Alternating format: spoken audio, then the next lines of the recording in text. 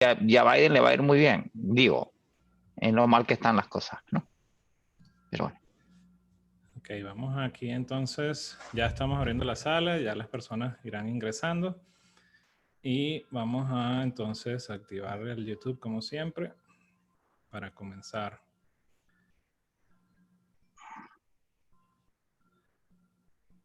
¿Ya activaste YouTube? No, todavía no, ya va. Ok.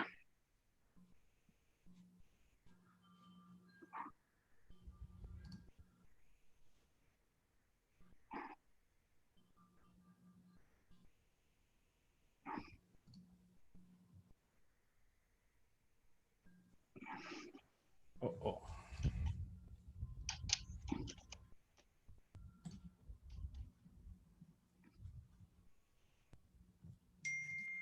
Me está pidiendo una verificación acá que no lo hacía antes. Así que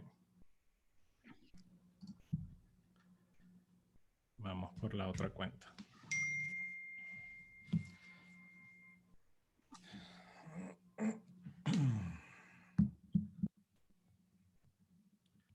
Voy a tener que anunciarle a las personas en el Telegram que vamos a ir por otra cuenta de YouTube porque esta está teniendo inconvenientes. Así que dame un segundito, José, para avisarle a las personas Tranquilo. en YouTube. Y mientras tanto vamos a irles informando de la agenda de hoy para que un poco vayan viendo lo que vamos a conversar de inicio.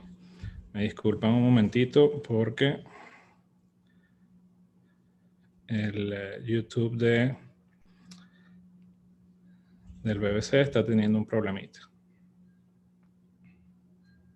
Ok, ya las personas en el Telegram tienen su YouTube, así que bueno, José, bienvenido. Vamos a dejar de compartir un momentito para que las personas te saluden y bueno, los que están ingresando en la sala, feliz 2021, no nos habíamos visto, ya casi un mes, José, del último programa que tuvimos el 16 de diciembre, que está en nuestras redes, que bueno, fue una despedida bien interesante, pues estuvimos todos en conjunto, pues toda la comunidad financiera que nos ha venido acompañando, así que bueno, José, ¿cómo has estado de salud y Bien, con toda tu tranquilo. actividad? Sí, muy tranquilo. El año pasado fue un año difícil para prácticamente toda la humanidad. El año empezó con la segunda ola en términos muy, pero muy duros. En Estados Unidos ya llegamos un día a 4.000 víctimas diarias, ya tenemos un promedio de 3.000 víctimas y todavía no hemos visto lo peor. Es decir, los números siguen deteriorándose, tenemos saturación hospitalaria. Ya tenemos 100 millones de contagiados a nivel global. El Perú anuncia ayer una cuarentena estricta por 15 días. Europa está en cuarentena, el mundo está en cuarentena, los aeropuertos de Japón cerrados. En Estados Unidos ya hay prohibición de vuelos de Brasil, Inglaterra y me falta un tercer país. Fronteras cerradas, la segunda ola viene como esperábamos que viniera y las nuevas mutaciones, las nuevas variantes no son cepas, las cepas siguen siendo las mismas, ¿sí? Son mutaciones o variantes, ya demuestran que son más contagiosas y más mortales. 70 y la variante, según el doctor Anthony Fauci, la variante brasileña es incluso más contagiosa y más mortal que la inglesa. Por lo tanto, nada indica, como dijo el presidente Biden hace 2 días, que en el hoy día sí fue criticado. Biden, no importa lo que diga, va a ser criticado por todo lo que diga. Que hay poco lo que podamos hacer en los próximos meses para detener la inercia, la dinámica de la pandemia, es lo que él dijo. O sea, la diferencia entre esta administración y la anterior es que nos están diciendo la verdad y de cara a la pandemia no hay nada mejor que la verdad. Y cuando dice que no hay nada que podamos hacer es que no podemos detener al virus, que es lo que venimos hablando casi un año desde que empezó AMF. El virus hace lo que tiene que hacer y que lo único que podemos hacer es cuidarnos, administrar el contagio que se logra con estas cuarentenas que, como la OMS señaló, no resuelven el problema, pero son la única medida de emergencia, que es lo que acaba de suceder en el Perú. Y entonces la discusión en el Perú hoy día es la que tenemos en New York. Desde abril, si recuerdas, Reinaldo, en abril, mayo, cuando estábamos en el pico del contagio en Nueva York, y yo señalaba, sistemáticamente lo que está pasando en New York va a suceder a nivel global. Entonces, lo que está sucediendo hoy en Lima es lo que vimos en New York en abril, pero nadie aprende por cabeza ajena y los estados se ven forzados a cerrar, administrar la crisis, volver a abrir y abrir inteligentemente. En New York ya estamos cerrados y abiertos inteligentemente. Entonces se cierran partes, se abren partes y empezamos a tener planes concretos en función de la vacunación, que es lo único que en última instancia va a administrar ese contagio y a permitir que volvamos a una vida más o menos normal. Y lo que descubrimos en términos de vacunación en los Estados Unidos es que no tenemos suficientes vacunas. Hemos sido tan buenos en vacunar a la gente que no hay vacunas y la velocidad de producción de las vacunas es la misma que la aplicación de las vacunas, que es lo que se preveía que iba a suceder. Bueno, en eso estamos, Reinaldo. Seguimos convulsionados, seguimos en pandemia y con unos mercados que en las últimas 72 horas han entrado a un proceso anárquico. Y esa anarquía, similar a la del 6 de enero en Washington, no es necesariamente buena señal para el sistema. Pero yo estoy bien, trabajando muy duro, remando. El año ha empezado muy, pero muy lento. Muy lento, sí. Enero siempre es lento, pero esto es más lento que lo normal, ¿sí? Pero creo que ese es el estado de las cosas a nivel global y creo que hay una cosa que vamos a conversar. Ahora yo, como siempre, te sigo. Si tú me picas, yo te respondo y lo que va a suceder, lo que va a suceder es que hay una premura en los Estados Unidos y a nivel global de cara a una crisis que estamos viviendo y en la que nos estamos acostumbrando, lo cual suele suceder, es el síndrome del sapo en el agua tibia, y nos estamos acostumbrando, que es muy delicada, y la disociación entre la realidad y la dimensión de la crisis, subrayada por la urgencia de aprobar un tercer paquete fiscal en los Estados Unidos, urgencia, realmente urgencia, y la volatilidad de los mercados, esa disociación no es necesariamente positiva para los mercados. Y creo que esa va a ser la evolución en los mercados financieros en los próximos días y las próximas semanas. Ahora, José, comenzamos el año y continúa ese rally de los day traders no es un rally, ¿eh? No es un rally. El mercado está en este instante, el Dow Jones está bajo casi 300 puntos, el S&P está bajo 48 puntos, el Nasdaq 118 puntos, y GameStop estaba arriba 300, no sé si por ciento puntos, lo cual no es un rally, o sea, no estamos viviendo un rally y el mercado no ha superado las barreras a las que llegó hacia fines del año pasado, comienzos de este año, que son los niveles en los que estaba antes de las cuarentenas generadas por la pandemia. El rally está agotado, o sea, Microsoft sube menos de 2% con resultados extraordinarios. La VS tiene unos resultados extraordinarios y sube 3%, ¿sí? Y el mercado no está repasando las barreras. Ayer el Fondo Monetario Internacional reactualiza sus números de octubre y si bien los corrige marginalmente hacia arriba, dice que eso está sujeto a ¿qué? A la dinámica de la pandemia y la vacunación. Las vacunaciones no están yendo bien por los problemas que ya se habían previsto. No estamos viendo un rally y estamos viendo sobrevaluaciones. Tesla anuncia resultados hoy día, pero Tesla sigue transando 300 veces flujo de caja. Y GameStop, en lo que se llama el gamma squeeze, no tiene ninguna lógica fundamental, más que lo que se llama hoy día social trading, ¿sí? Y la lucha, ¿cómo se llama en inglés? El tug of war, cuando se hace la pelea de las sogas, entre los fondos institucionales que estaban cortos la acción, y los Redditors, los traders de Reddit, sumados en un ataque a la acción y a los short squeeze en options way out of the money, ¿sí? Que están generando presión en una acción que no vale lo que el mercado dice que vale. A mí me da la impresión de que los social traders, los redditors, los gamma squeezers, se parecen a los asaltantes del Capitolio del 6 de enero.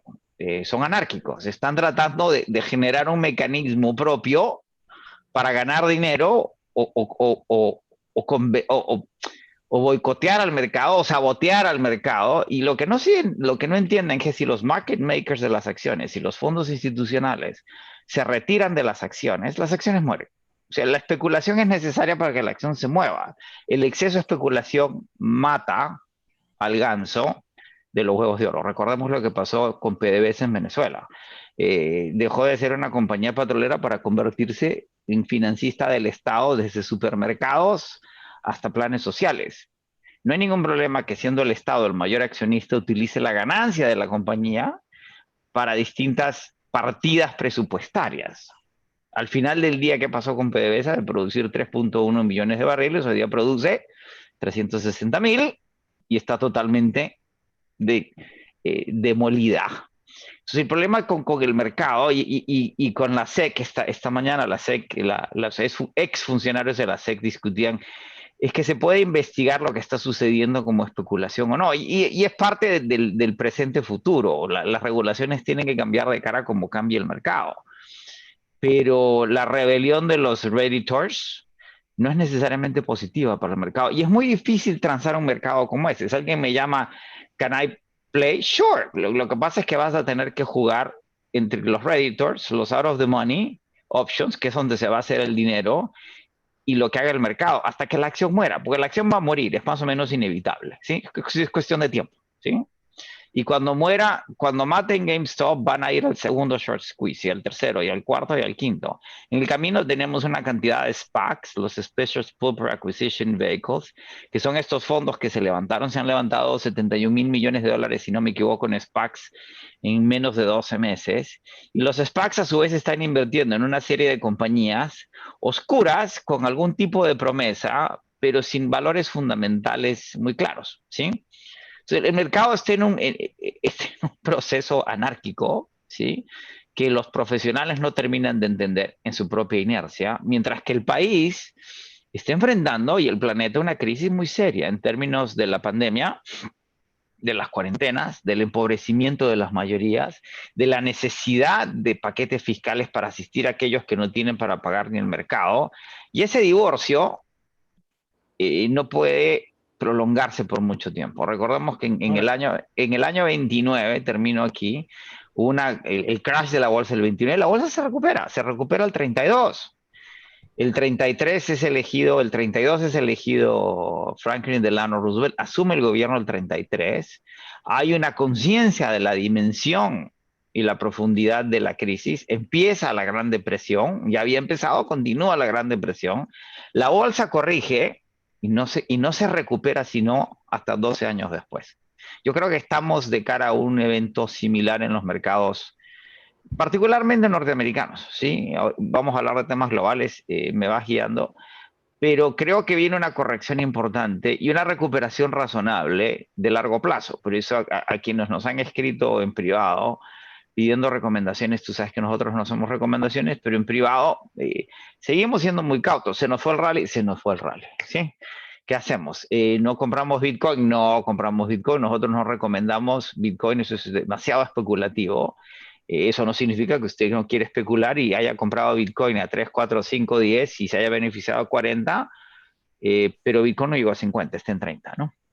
sí, exacto. Sí. Ahora, se decía que los inversionistas profesionales habían subestimado a este day trader y estos retail traders que, digamos, agarraron un porcentaje fuerte del mercado y que también lo que habíamos hablado del año pasado de Robinhood, los que estaban haciendo trader con Robinhood, ya llegaron a un nivel donde ya les pega, pues, y están necesitando un poco de asesoría profesional. ¿Hay algo que se está viendo en ese estilo? ¿Tú, Sí, tú crees que esto va a morir? los que están invirtiendo, recordemos, nosotros decíamos hace mucho tiempo, cuando las tasas después de la crisis hipotecaria del 2008-2009 caen a 0.25% para el bono de referencia, que es para el Fed Funds, pero la tasa de referencia en los Estados Unidos y hoy día está en cero, ya el ahorro no paga. O sea, ¿cuánto paga una cuenta de ahorro en un banco norteamericano? 0.24% al año con inflación de 1.3%. O sea, el ahorro como lo conocíamos. Yo tenía una cuenta de ahorros, ahorraba dinero. Y la cuenta de ahorros me pagaba, llegó a pagar, que la gente no se acuerda, la tasa de ahorro en dólares era 5 o 6%. Claro, la hipoteca de la casa que teníamos en Long Island era 12%. 12%. La refinanciamos hasta 7%. Hoy día uno consigue hipotecas al 3 y pico por ciento. Digo, no es fácil, pero las consigue, ¿sí? El ahorro, y la gente empezó a invertir en función de suplir lo que ya no existe como ahorro. Lo que estamos viendo ya es un exceso. Lo que estamos viendo no es inversión. Gamma squeeze hay alfa, retorno sobre los índices, hay beta, que es volatilidad. Ya estamos hablando de gamma. Gamma es casi gamma son las radiaciones radioactivas del uranio, ¿sí? El mercado se ha convertido en radioactivo. Y obviamente los Redditors, el grupo de day traders jóvenes, sofisticados, dinámicos, que aprendieron de opciones, ahí está el peligro. El squeeze contra empezaron a hacer investigaciones, la gente no es boba, descubrieron que hay fondos institucionales que están especializados en hacer shorts, en vender compañías sin tener el stock porque están sobrevaluadas para beneficiarse de la caída. Se agruparon, se organizaron como se organizan las protestas en Santiago de Chile, en Hong Kong, en Lima, lo que se llama leaderless movements, WhatsApp, Telegram, ¿sí? Crearon una rebelión, atacaron específicamente a GameStop con way out of the money options, ¿sí? Y los cortos tuvieron que cubrir esos cortos. La acción subió 300% en un día, fue negativa. Es decir, claro, los accionistas de GameStop hoy día son ricos, si pueden vender sus acciones en un mercado que no es necesariamente líquido, ¿sí? Y entonces los Redditors son como la marabunta, esas famosas hormigas brasileñas, que atacan, destruyen todo y van al siguiente. Cuando acaben con GameStop y esa tendencia es insostenible. ¿Me dejo entender? Eso no es un proceso de inversión. Y tampoco es un proceso de especulación natural. De nuevo, es como el asalto al Capitolio del 6 de enero. Si la democracia no me funciona, porque no me funciona a mí, pues no me funciona a mí. Entonces vamos a saltar los centros de poder y vamos a crear una democracia directa a la fuerza. Sure. ¿Qué está sucediendo? El expresidente Trump está en un segundo impeachment, no nos queda claro si lo van a acusar o no, si va a funcionar o no. Hubo un asalto a la democracia, hay acusaciones, hay 175 detenidos y van a seguir deteniendo gente. Fue una insurrección, ¿sí? Innegable, violenta, que hubiera sucedido si los asaltantes detienen al vicepresidente Pence o a la presidente de la Cámara de Representantes. Imaginemos la situación, Reinaldo, o tienen acceso a las ánforas de los votos y las queman. Es decir, ¿a quién favorece la anarquía? ¿Cómo se gobierna? Lo mismo está sucediendo con los mercados. Y el problema de los mercados es que la disociación entre Wall Street y Main Street, entre lo financiero y la economía real, es cada vez más acentuada. Y esas disociaciones, como la esquizofrenia, tienden a distorsionar la realidad. Y uno no puede luchar contra la realidad permanentemente porque la realidad se termina imponiendo. O sea, preguntan por aquí, para ir en la dinámica, antes de cambiar hacia Biden-Trump, que también lo teníamos para conversar, preguntan aquí algo de Moderna, relación precios versus realidad financiera, y un poco AMC, que también, ¿qué va a pasar con esos casos? Pues, ¿no? ¿Qué crees tú que puede estar haciendo en estos dos ejemplos que están preguntando por acá por el chat? Y Moderna y ¿cuál es Moderna y AMC? AMC y GME y Etsy están hablando acá, que han subido Podemos fuera de lo comprar, normal porque la gente está apostando. no tengo detalles exactos de cada una de las compañías, podríamos conversarlo por el Telegram, pero las farmacéuticas debería irles mejor, sin duda. Hay que ver de nuevo la realidad financiera de cada caso. Lo que va a significar la presión sobre los volúmenes de venta de las vacunas. Recordemos que mucho del desarrollo de las vacunas y la producción de las mismas, no en todas las compañías, ha sido subsidiado por el Estado. Y que la venta de esas vacunas no tiene todavía dinámicas de mercado y no las va a tener por los próximos 2 años, ¿sí?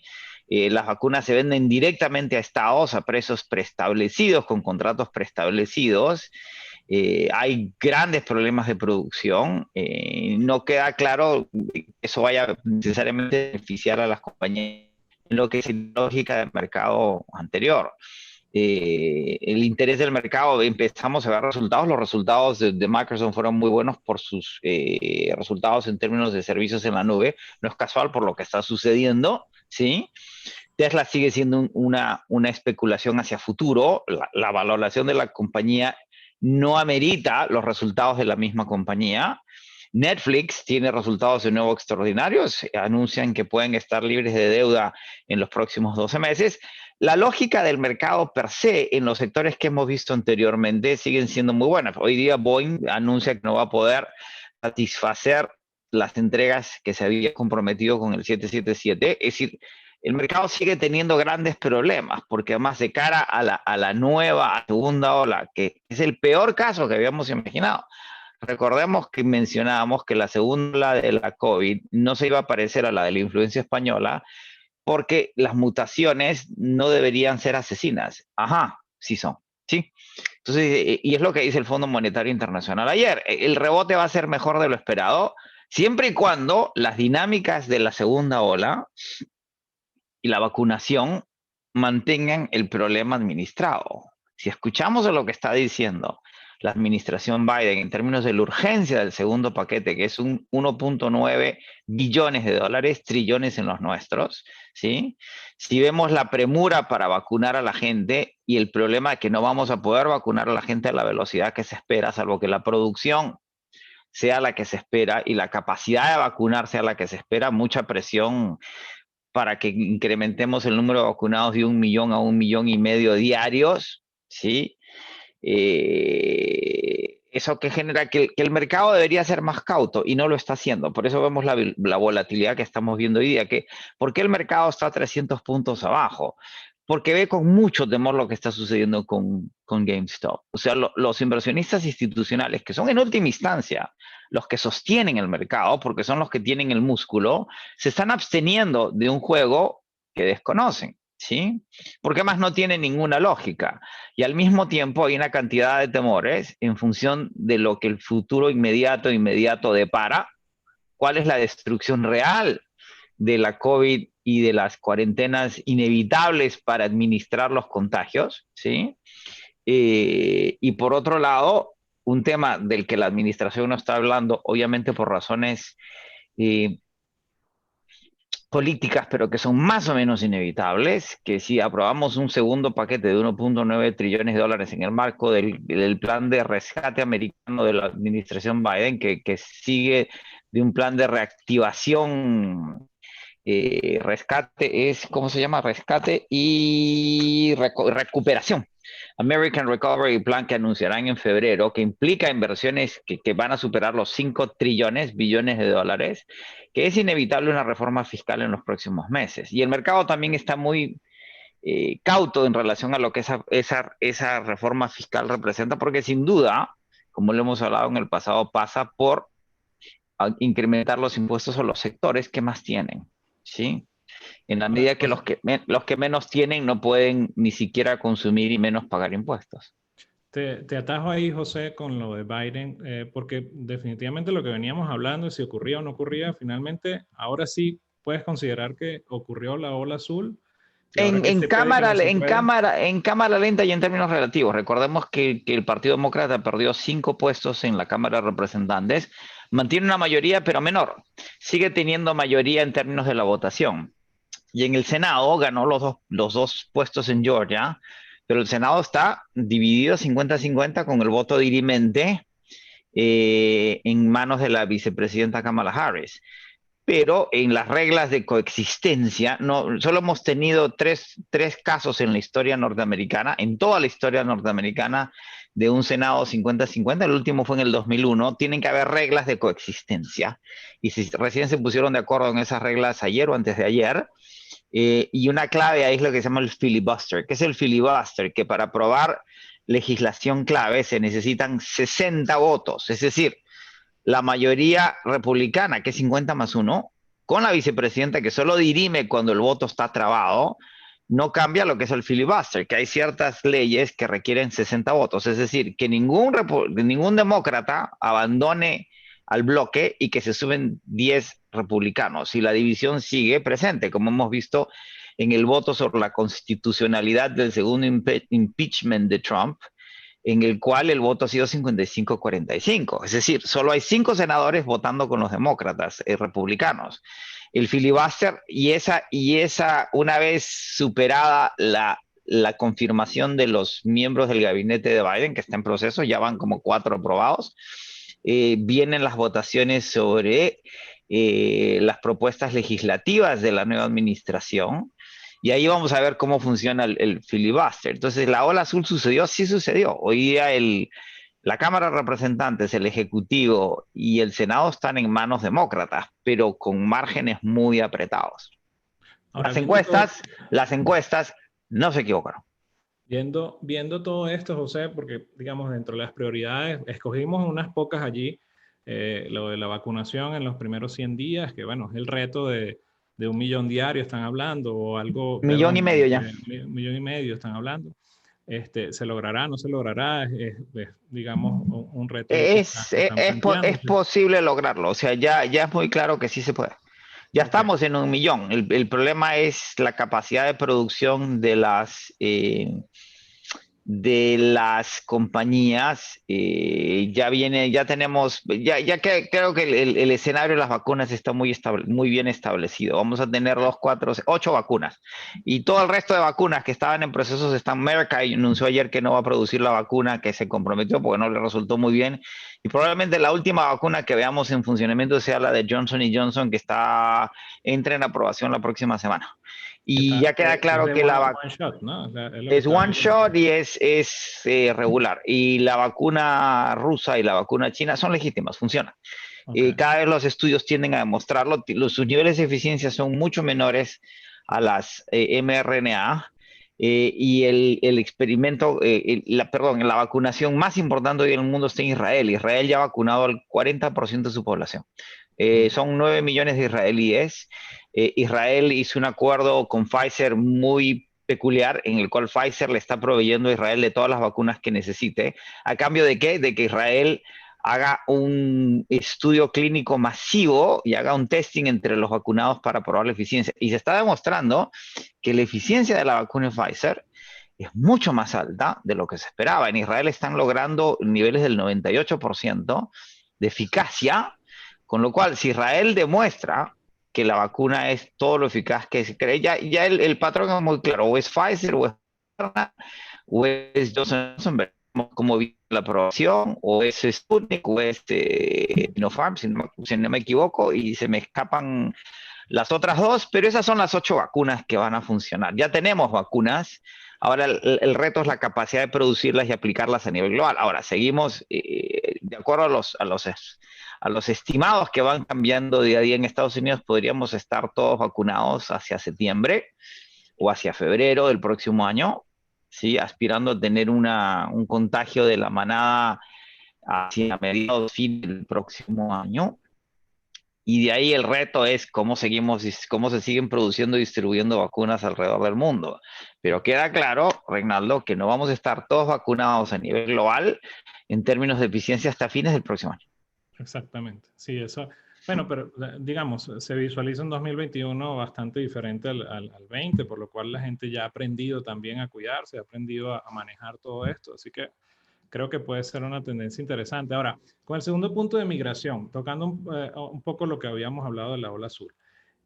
¿Qué diferencia ves en Biden versus Obama, que digamos, vino también con el tema de migración y no pudo hacer mucho de lo que prometió?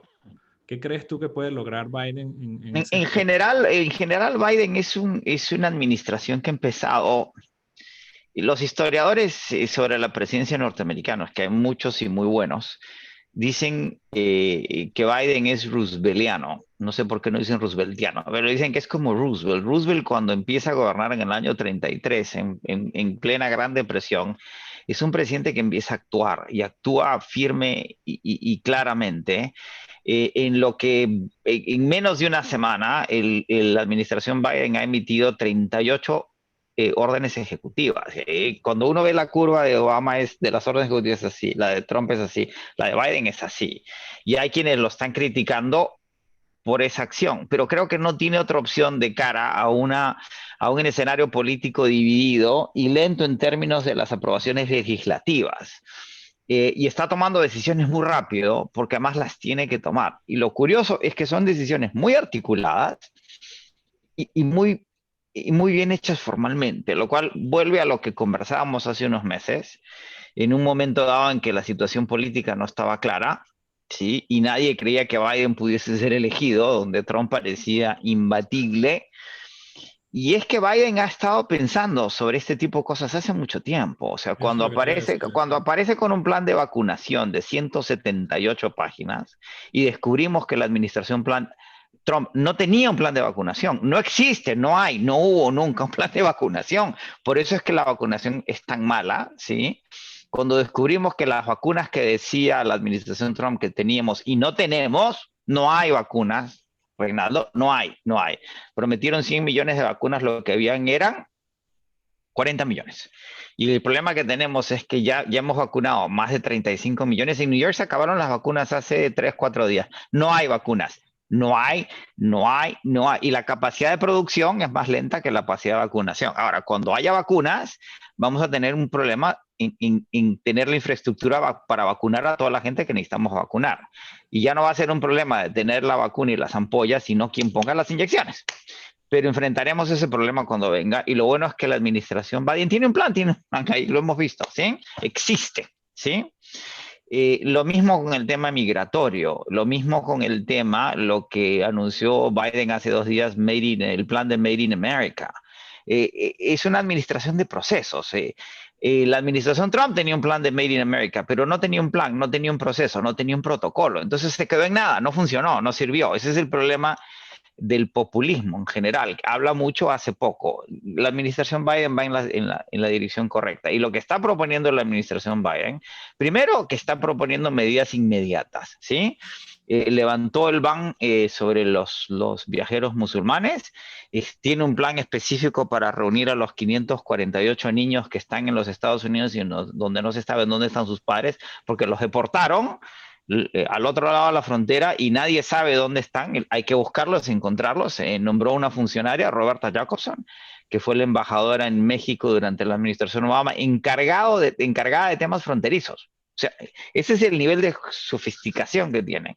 En el caso de Made in America, nombraron una funcionaria específicamente en lo que se llama la OBM, la Oficina de Manejo del Presupuesto, que depende de la Casa Blanca, que se va a dedicar únicamente a que los protocolos sobre Made in America se cumplan, cosa que no hizo la administración anterior. Entonces, anunciaban, pero no había seguimiento. En este caso sí tenemos eso, y lo mismo va a suceder en migración. Y la gran propuesta, que es legislativa, no es ejecutiva, es crear una reforma migratoria en que se puedan legalizar a los 11 millones de ilegales en los Estados Unidos en 10 años, en 10 años, en 10 años, en 10 años. O sea, son planes de largo plazo y sí requieren de legislación, como la va a requerir la nueva ayuda fiscal de 1.900.000.000.000 de dólares que se espera sea aprobada en marzo en virtud de la agenda legislativa en función del impeachment y del nombramiento de los funcionarios del Estado, que son decenas, que pasan por el Senado. Pero esa agenda va viniendo y va viniendo ordenado. Es decir, que tenemos un plan migratorio mucho más inteligente y en el plan de recuperación norteamericano se contempla la creación de 18 millones de empleos en los próximos 10 años. ¿Sí? ¿Qué significa 18 millones de empleos? El desempleo abierto hoy día en Estados Unidos son 7,5 millones. Si le sumamos el ratio de participación, tenemos como 13 millones de desempleados. Tenemos más o menos el desempleo en los Estados Unidos es casi el 9% de la población, cuando el promedio histórico es 5,77. ¿Sí? El problema es los dependientes de los desempleados y el impacto en la economía. Alguien me decía, pero somos 330 millones de personas. Sí, claro, pero si usted multiplica 13 millones por 3, tenemos que el 12% de la población está afectada por la crisis y el valor agregado del impacto de ese 12% sobre la economía se transforma casi en la mitad, porque hay gente que consume menos, que gasta menos, que paga menos impuestos, ¿sí? Ese es el problema que tenemos y que está tratando de atender la administración. Por eso necesitamos un tercer paquete fiscal, del cual viene un paquete de reactivación que sigue costando dinero. El déficit fiscal sigue subiendo. Janet Yellen en su audiencia de confirmación dice que la deuda no debería preocuparnos en el corto plazo, sin duda, pero eventualmente hay que pagarla.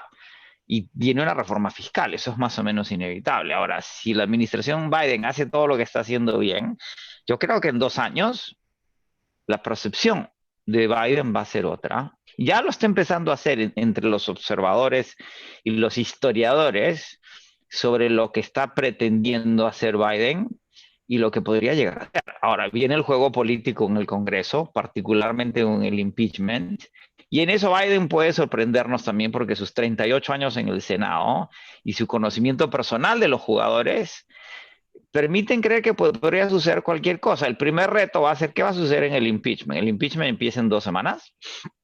Nos queda claro que solo 5 senadores han votado, podrían votar a favor por el voto de la constitucionalidad o no. Se necesitan 12 votos más, porque se necesitan 67 senadores para declarar culpable a Trump, ¿sí?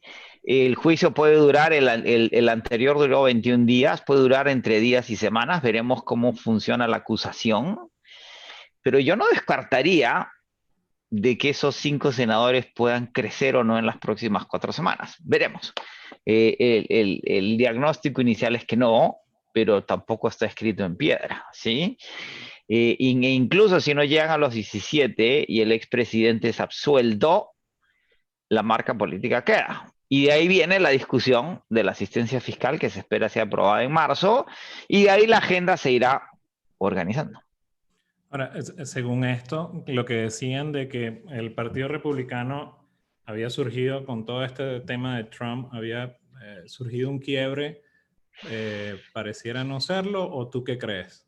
Sí, claro, el problema es que sigue habiendo una dinámica dentro del Partido Republicano. Recordemos que hubo 100 y pico, 108, si no me equivoco, congresistas que votaron a favor de revisar los resultados electorales en ese proceso que estaba sucediendo en el conteo de los votos el 6 de enero. Y hoy día todos esos 108 diputados dicen que no querían desconocer a Biden, sino que en realidad querían revisar los procesos electorales. Y se están decantando muchas cosas en procesos muy cortos y muy rápidos, además en los que el asalto al Capitolio del 6 de enero ha creado una serie de tensiones muy grandes. Pero recordemos lo que hemos hablado, la administración Trump cada vez va a ser más obvio que fue muy mala. Ya lo decían los analistas y los historiadores. Ha sido la peor administración en la historia de los Estados Unidos. En términos concretos, no hablemos de ideología, ¿sí? Si nos gusta o no nos gusta Trump es irrelevante. Vamos a ver los hechos. Y lo estamos viendo, no había un plan de vacunación, no había un plan que sustituyera Obamacare. Trump nunca lo anunció, no había seguimiento en las políticas públicas. No hay vacunas, no hay vacunas. Nos prometieron vacunas y no existen, nunca las compraron, no se preocuparon de tenerlas, ¿sí? Por otro lado, el asalto al Capitolio ha dañado la marca de Trump Brand, la marca Trump muy grande. Trump no tiene base política. Anunciaba que iba a lanzar un partido político que se llamara el Partido Patriota. Después dice que no, que sí, que no. Está jugando golf. Está tratando de montar su defensa de cara al impeachment y no hay abogados que quieran trabajar para él. Eh, Trump no tiene ideología, no tiene una base ideológica. Su hija quiere ser ahora candidata al Senado en 2 años para tomar el puesto de Marco Rubio, nada menos, en la Florida. Y Marco Rubio dice ayer que Ivanka no tiene ningún chance contra él. O sea, esas divisiones, el trumpismo existe o no existe, es una discusión que se está dando. Hay evidentemente de esos 71 millones de votos por el presidente Trump, no necesariamente son de Trump.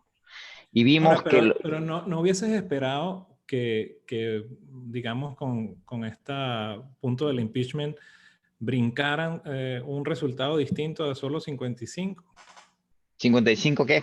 ¿De qué, en qué sentido? Los votos que ayer estábamos hablando, lo que acabas de hablar, 55-45. Lo que pasa es que los cálculos políticos son muchos, Reinaldo, muchos, muy grandes. Mitch McConnell, el ex líder de la mayoría republicana en el Senado, dice inicialmente que el presidente Trump ha hecho cosas que son impeachables, o sea, hay una acusación, se puede acusar al presidente de incitación a la insurrección. Eso se llama sedición, ¿sí? Y recordemos que el presidente juró respetar la Constitución y defenderla de enemigos extranjeros y domésticos, y no lo hizo. ¿Sí? Y es lo que dice Biden, que inicialmente dijo que no, que a él no le interesaba un impeachment, y después dice que era inevitable. De cara a las pruebas era más o menos inevitable.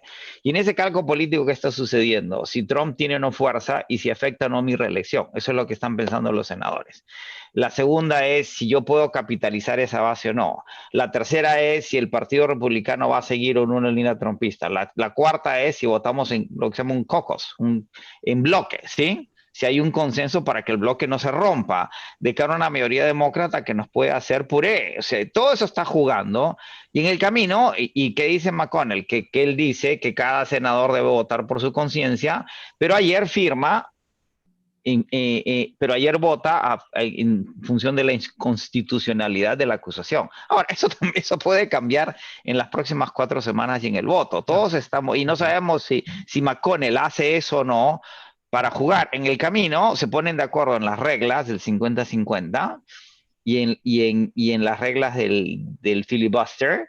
En el camino, el presidente Biden dice que está conversando con ciertos miembros del Congreso, no dice quiénes, ¿sí? Pero eso volvemos a hacer política y volvemos a jugar. Ahora, lo que queda claro, y cada vez más claro, es que probablemente el trumpismo como tal no tenga mucha vida. Hoy, no lo sabemos en un año, en dos, en tres, en cuatro, veremos cómo le va a la administración Biden. No tiene ni una semana. Hoy día cumple una semana. Impresionante lo que ha sucedido en una semana. Correcto. Pero todo parece indicar que lo del 6 de enero es una marca muy, pero muy letal en la administración Trump. Y no olvidemos que Donald Trump, como Donald Trump, y Rudy Giuliani y uno de los hijos de Donald Trump, el mayor, van a enfrentar acusaciones penales en proceso de investigación. En Nueva York no se han detenido. Y en Washington hay una investigación de la fiscal general de Washington, D.C., por los eventos del 6 de enero, que sigue en proceso, y eso es independiente de que el juicio político tenga éxito o no. Ya, ok. Bueno, nos preguntaba un poco, José, del real estate en Estados Unidos. Y bueno, habíamos tomado ese punto antes, pero un poco canalicemos lo que es la Florida, que es lo que se ha venido escuchando, ¿no? La Florida está caliente en el tema de real estate. Ahora, ¿lo ves como que es una oportunidad, vuelve una burbuja, es un efecto del COVID, lo que estamos viendo de que las grandes empresas han mantenido el teletrabajo? No, sigue, es la misma dinámica. Ayer la demanda por casas existentes se subió 9,5%. Sigue siendo muy alta, pero sigue siendo ese pocket del que siempre hemos hablado. Nosotros que tenemos transacciones en proceso en real estate, hay sectores en el mercado que los inventarios no se mueven, no se mueven, no se mueven, no se mueven, a pesar de que los precios están cayendo 30, 40, 60%, ¿sí? Y hay sectores en los que sí crecen, pero recordemos que lo que hay en el mercado de real estate, hay un desfase entre la oferta y demanda, entre lo construido y lo demandado. Y hay un sector, la mitad de la población de los Estados Unidos sigue viviendo bastante bien. El problema no es esa mitad, es la otra mitad, en base a esos 13 millones de desempleados por 3, por el efecto agregado de eso, y lo estamos viviendo todos los que tenemos negocios propios, ¿sí? No es la data, la estadística está confirmada por la anecdótica. Eh, Ese sector que no puede pagar ni la renta no está presionando por el real estate. O sea, con el real estate siempre hay que tener mucho cuidado. Y lo estamos viendo en términos regionales. En América Latina la situación es mucho peor. O sea, siguen habiendo, estamos viendo real estate en Perú, por ejemplo, y hay pockets, o sea, sectores muy, pero muy atractivos. Ahora, cualquier compra de propiedades tiene que tener horizontes muy largos, porque esa propiedad no se va a revaluar o no se va a vender sino en 3 o 5 años. Y menos con una dinámica que sigue siendo muy fluida, ¿sí? Entonces, lo que estamos viendo en Florida, sin duda, o sea, la familia Trump le acaba de comprar un plot a Julio Iglesias a precio de mercado, o sea, a top price, ok, pero eso es mercado, no, eso es una cosa muy particular. Y el sector, de nuevo, multifamilia, el pocket del que habíamos hablado, propiedad entre 300 y 600 mil dólares, sigue siendo muy bueno y muy atractivo, pero eso no es todo el mercado en todo el país. Okay. José, brincando a los mercados emergentes, que siempre tratamos de tocar un poquito, eh, ¿qué estás viendo? Sigue obviamente lo de China e India para un 2021 que obviamente va a ser, van a crecer más que otros países, pero bueno, no obviamente, es lo que se Correcto. visualiza, Y se ven en los pero números del Fondo Monetario ayer, los que se anunciaron ayer.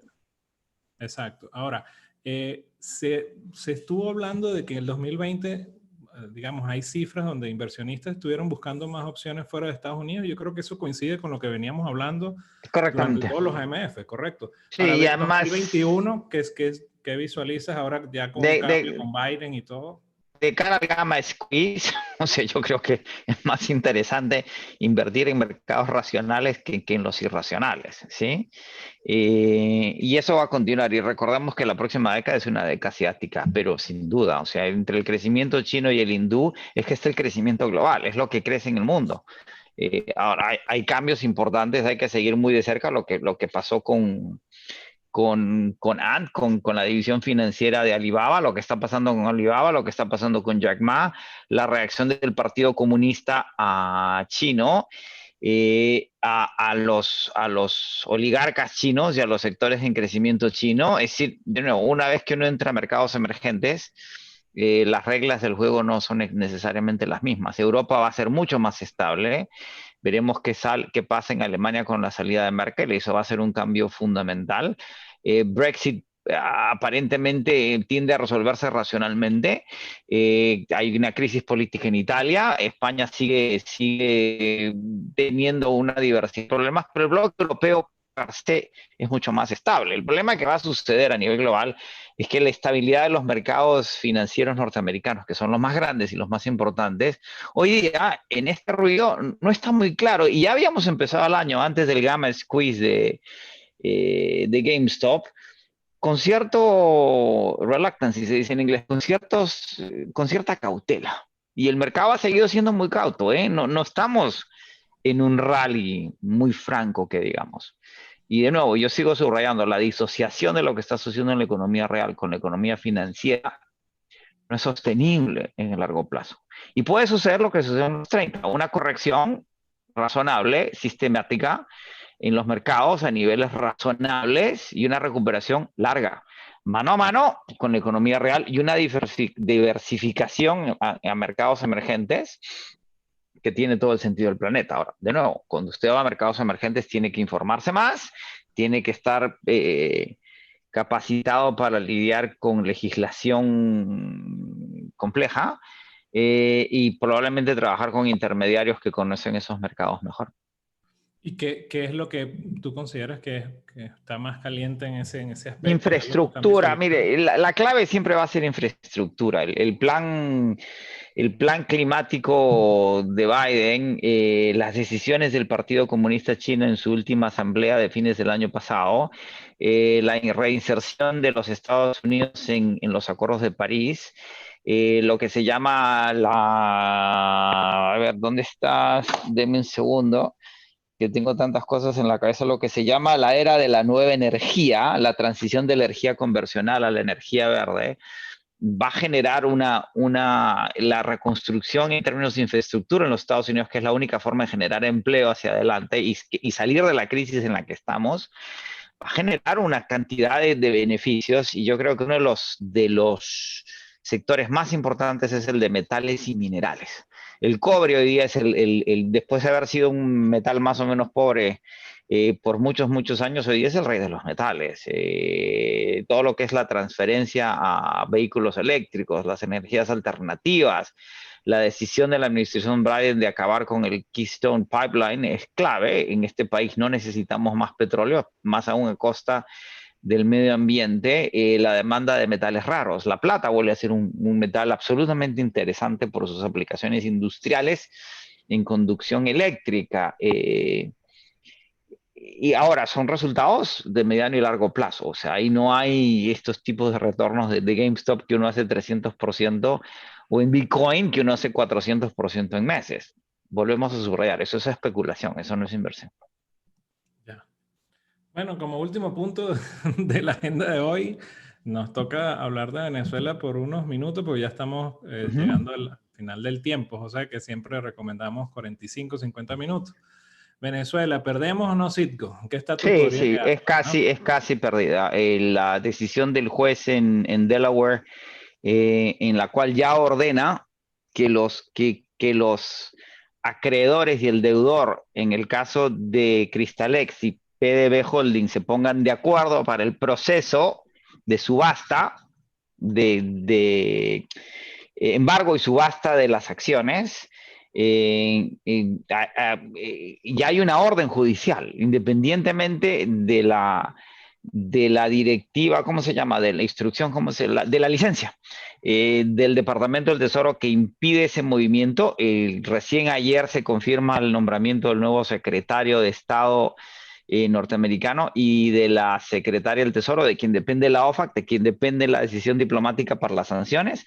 No tenemos todavía un encargado para América Latina en el Departamento de Estado. Ya tenemos uno en el Consejo Nacional de Seguridad, que es Juan González, cuya visión sobre Venezuela ha sido transparente. Ayer la secretaria de Estado hace una primera, perdón, la vocera de la Casa Blanca, de la presidencia, hace una declaración sobre Venezuela en virtud de una pregunta de uno de los reporteros, pero la lee, es una declaración leída de forma y dice que en cuanto los funcionarios encargados ocupen sus posiciones se podrá hablar más del tema, pero ¿qué sucede en la corte en Delaware? Hay un recurso que se presenta ayer o antes de ayer por parte de los acreedores, los fondos de inversión, acreedores por el PDVSA 2020, garantizado por las acciones de Citgo Holdings, que se suman al proceso de embargo y auction y subasta de las acciones de PDB Holdings en conjunción con Cristalex y presentan un argumento legal súper interesante y muy negativo para Citgo, Venezuela, Guaidó y los intereses venezolanos, que la licencia que protege a la subasta atenta contra la propiedad privada y la disposición de la misma respaldada por la Constitución norteamericana. Es decir, que hay un recurso legal y judicial que puede generar una sentencia judicial que elimine la licencia. Es decir, la licencia no blinda la subasta de Citgo. Y por otro lado, el hecho que se alíen todos los acreedores para ejecutar un proceso de subasta hace algo que yo más bien esperaba, que los acreedores se pelearan entre ellos por el valor de las distintas garantías. No, están uniéndose para que la subasta de las garantías los favorezca a todos, ¿sí? No es la mejor de las situaciones. Wow. Y la única forma Ajá. de preservar el activo es que se pongan de acuerdo el poder territorial de facto y el poder virtual reconocido internacionalmente para defender el activo. Porque si no lo defiende nada, el activo se pierde. ¿Sí? ¿Y cómo se defiende? Nada, se negocia con los acreedores en una reestructuración con embargo, lo que habíamos hablado en el pasado. Pero eso requiere de un plan y una capacidad de pago que no tiene ni el poder virtual, y ya lo ha dicho abiertamente, porque más ya no tiene acceso a los fondos en Estados Unidos porque hay cambios de administración. El Parlamento Europeo reconoce a Guaidó como presidente de Venezuela, pero la Unión Europea no. La Unión Europea, en la declaración de sus cancilleres, que es el cuerpo ejecutivo de la Unión Europea, dice que Guaidó es un interlocutor relevante no es presidente, ¿sí? Lo cual le resta el poder. El oro en Inglaterra depende de Inglaterra, que no es parte de la Unión Europea, por Brexit. Ergo, será...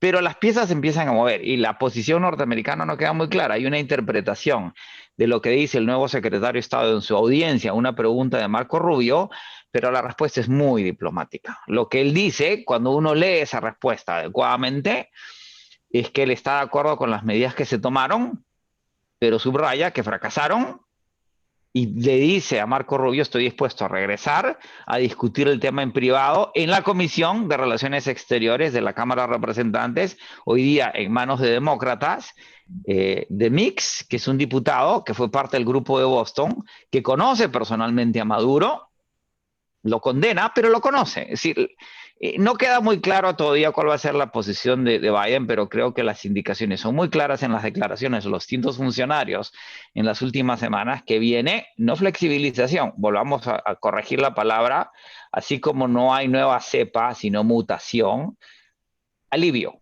Alivio, y parece que la decisión está tomada de aliviar las sanciones de segundo nivel vinculadas al comercio de gasolina, gasoil y petróleo entre Estados Unidos y Venezuela. Esa es la única medida que se va a tomar porque por términos humanitarios tiene sentido aliviar la presión sobre Venezuela como un gesto de buena voluntad. Es muy clara las indicaciones, además de que las relaciones con Cuba se van a reactivar, tenemos que esperar a quien nombran como subsecretario para el hemisferio occidental, que es el encargado de América Latina en el Departamento de Estado. No nos queda claro quién va a ser. Roberta Jacobson se va a dedicar a las relaciones fronterizas.